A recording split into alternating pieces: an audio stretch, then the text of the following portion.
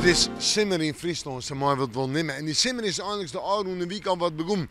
En die simmer die zet ik nog wel even terug. Morgen een dipje, maar ik denk dat we eindelijk een beetje boven de 24 graden uitkomen zullen. Joen en vannacht. Ja, zat nou het meeste iets droeg. Of het zou nog een heel licht buik wezen, maar ik houd gewoon op droeg waar. Vannacht een temperatuur 21 om het bij de 14 graden heen. Opklarings, maar ik bewolking. En de wind uit het zuidwesten waai, die is krachtig in het kustgebied, krijgt 4,6. En dan morgen, een wat koelere dag is het, 18, 19 graden. Maar ik moet zeggen, op de meeste plekken toch wel aardig droeg waar. Het zal letter in de midden of in de joentijd wezen moeten dat er een buikenvak komt in het waardgebied en misschien in het noordelijke pad van de provincie.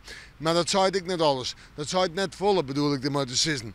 En de temperaturen morgen 18 of 19 graden, 8 kunnen nog wel op terug. Een krachtige wind uit het zuidwesten waai. En dat betekent een waarschuwing voor de wetensporter, want bij vlagen kan die wind wel eens de zon helpen. En dan zetten we op naar het vooruitzicht.